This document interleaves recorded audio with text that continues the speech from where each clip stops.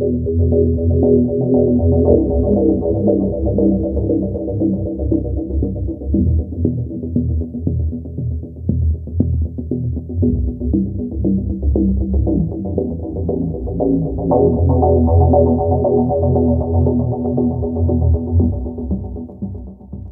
began in healthy-looking pigs, months, perhaps years ago. A new coronavirus spread silently within herds. Gradually, farmers started getting sick. Infected people got a respiratory illness with symptoms ranging from mild flu-like signs to severe pneumonia. The sickest required intensive care. Many died. Experts agree, unless it is quickly controlled, it could lead to a severe pandemic. The board is comprised of highly experienced leaders from business, public health, and civil society. We could be looking at double the number of cases in 1 week and 16 times as many in a month if we are not able to stop the spread. In 3 months, we could be approaching 10 million cases. We're at the start of what's looking like it will be a severe pandemic. And there are problems emerging that can only be solved by global business and governments working together.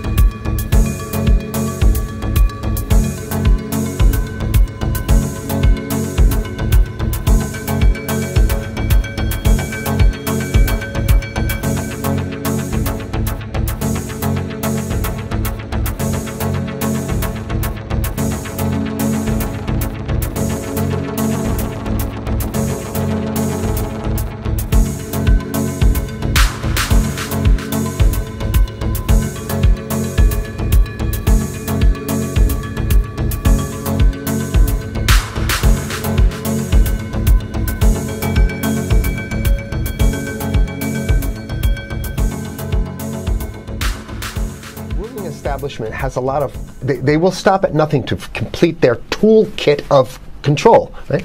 So one of the things that has been missing from the toolkit of total control has been quarantines and curfews, right? Mm-hmm. So now, welcome to the new world in America. Here's a document from the Rockefeller Foundation. Rockefeller Foundation right there. You can zoom in on that, where my finger is. It's called Scenarios for the Future International Development, the Rockefeller Foundation. All right? Okay, let's take a look at what they're saying here. In 2010, they published this, Rockefeller Foundation, and here's what they're saying.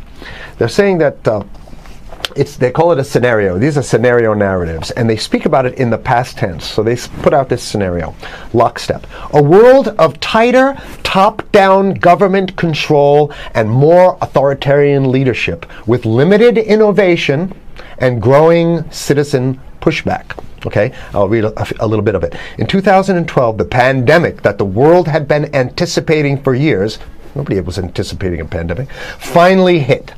Unlike 2009's H1N1, this new influenza strain originating from wild geese, they use some scenario, but this is Ebola they're talking about. Ahead. Even the most pandemic-prepared nations were quickly overwhelmed when the virus streaked around the world, infecting nearly 20% of the global population and killing 8 million in just 7 months, the majority of them healthy young adults. The pandemic also had a deadly effect on economies. You can see the agenda just naked, raw, naked control agenda written down, and it's anybody's guess how this becomes effectuated in real life. So here, but these narratives have to be written in advance because the intelligence agencies don't know how to do these narratives. They need help. So these think tanks, they come up with these, like Rand Corporation, Rockefeller Foundation. These are think tanks of death. They're not the think tanks. They're not there to find great ways to help people. Right.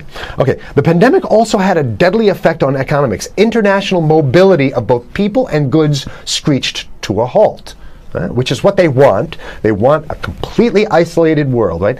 Debilitating industries like tourism and breaking global supply chains. Well, of course they want tourism stopped because they're not in the tourism business, and they want you at home in your house in front of the TV. Then they got you, because once you watch the TV, they own your soul. Right? Sounds like the opening monologue of a disaster movie, right? Exactly. Now listen to, here's the good stuff now.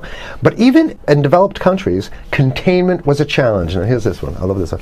The United States' initial policy of strongly discouraging, in quotation marks, strongly discouraging citizens from flying proved deadly in its leniency. So they're saying, that no, keep going. Read it. Proved deadly in its leniency. So they should have been tougher, right? Accelerating the spread of the virus, not just within the United States, but across borders. However, a few countries did fare better. China in particular.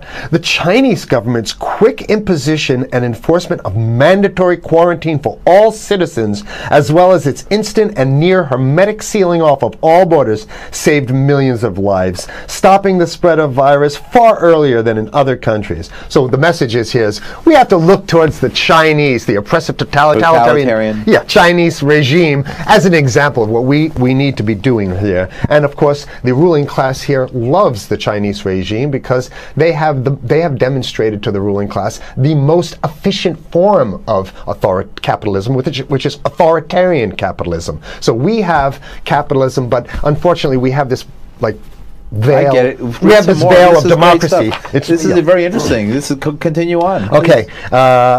China's government was not the only one that took extreme measures to protect its citizens from risk and exposure. During the pandemic, national leaders around the world flexed their muscles, flexed their authority, and imposed airtight rules and restrictions. You can see the agenda. Go. Okay. From the mandatory wearing of face masks to body temperature checks at the entries to communal spaces. There's some good stuff. Listen to this.